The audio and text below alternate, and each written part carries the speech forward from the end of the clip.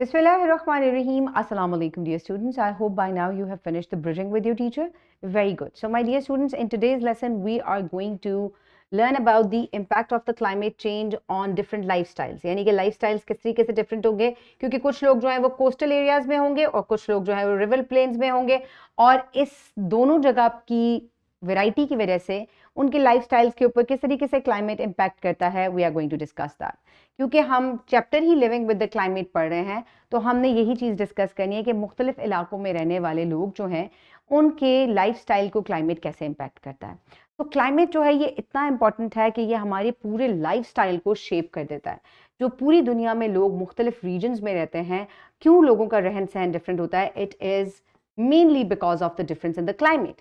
तो आज हमने कोस्टल एरियाज को डिस्कस करना है और रिवर प्लेन्स को डिस्कस करना है. ये टू डिस्टिंक्ट जियोग्राफिकल सेटिंग्स हैं और यहाँ पे क्लाइमेट भी डिफरेंट होता है, और इसी वजह से लोग किस तरीके से वहाँ रहते हैं, काम करते हैं, एक दूसरे से या एनवायरनमेंट के साथ इंटरैक्ट करते हैं. All of these things are totally different.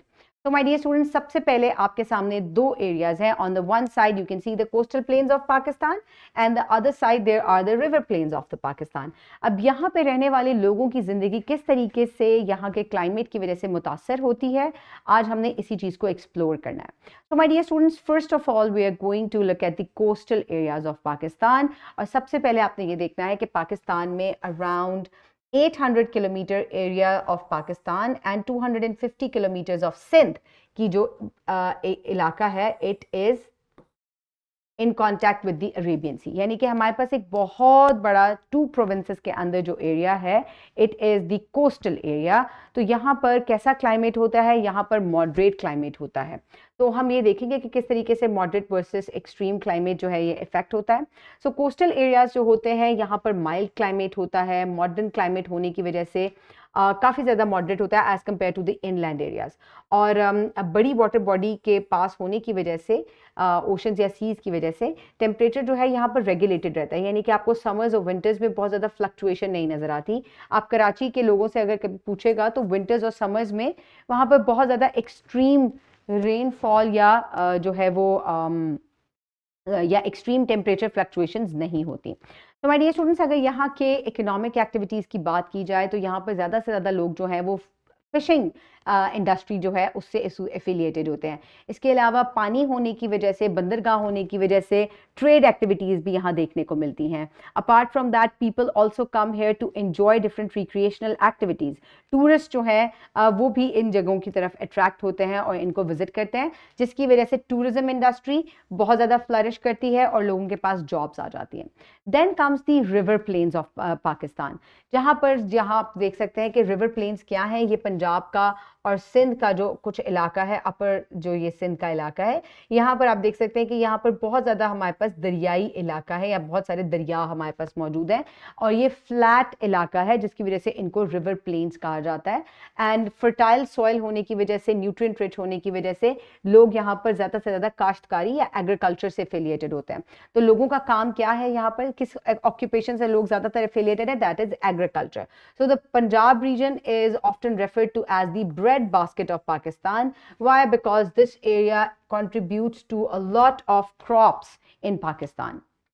तो my dear students, then comes the settlement. लोग यहाँ पर किस तरीके से रहते हैं, जैसे कि आप यहाँ देख सकते हैं कि कोस्टल रीजन्स जो हैं यहाँ पर भी बहुत ज़्यादा जो है वो लोगों की रिहाइश है as compare to the other parts. ये जो डॉट्स हैं ये किसको शो करें, they are showing the population density. So यहाँ पे अगर आप देखें तो अवेलेबिलिटी ऑफ वाटर जहाँ पे भी होता है वो ट्रांसपोर्टेशन को, एग्रीकल्चर को, टूरिज्म को फ्लरिश करता है. तो उन्हीं इलाकों में क्या होता है, उन इलाकों में लोग जो है वो ज़्यादा रिहाइश पजीर होते हैं. तो पाकिस्तान का मैप अगर आप क्लियरली देखें तो आपको इंडस प्लेन्स में भी लोगों की डेंसिटी बाकी पॉपुलेशन से, बाकी प्रोविंसेस से ज़्यादा नजर आएगी, और कोस्टल रीजन में भी आपको पॉपुलेशन डेंसिटी जो है वो ज़्यादा नजर आएगी.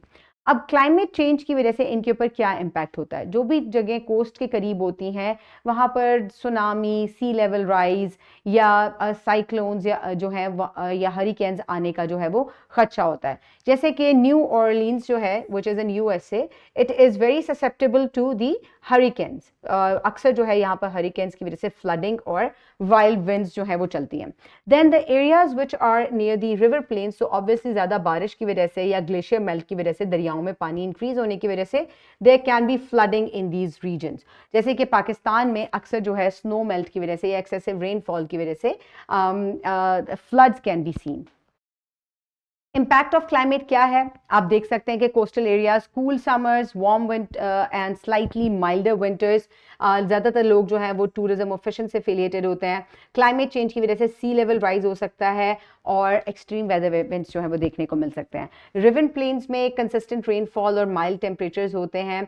न्यूट्रिएंट रिच सॉइल होती है जिसकी वजह से लोग एग्रीकल्चर से एफिलिएटेड होते हैं। क्लाइमेट चेंज की वजह से there can be flooding expected. तो my dear students, climate change जो है इसने एक कॉम्प्लेक्सिटी ऐड की है और क्लाइमेट चेंज की वजह से जो है weather events they can become worse. So आजकल की नेसेसिटी क्या है कि हमने अपने आप को तैयार करना है ताकि हम मीट कर सकें अगर कोई भी ऐसी प्रॉब्लम्स आती हैं। तो अगर कोई भी कोस्टल रीजन्स के पास है तो वो सी वॉल्स बिल्ड कर सकते हैं to protect the inland areas. और अगर आप रिवर्स के पास रहते हैं तो कोशिश करें कि रिवर्स से दूर हो जाएं और वहाँ पर भी रिवर एम्बार्कमेंट्स जो है वो बनाई जाएं। तो my dear students, now I hope you know कि दो मुख्तलिफ जगह जो है वहाँ क्लाइमेट किस तरीके से इम्पैक्ट करता है लाइफस्टाइल को। Complete the formative check in the workbook and the books and your teacher will assign you with the homework and I will see you in the next lesson. Have a great day. Thank you so much and Allah हाफिज़।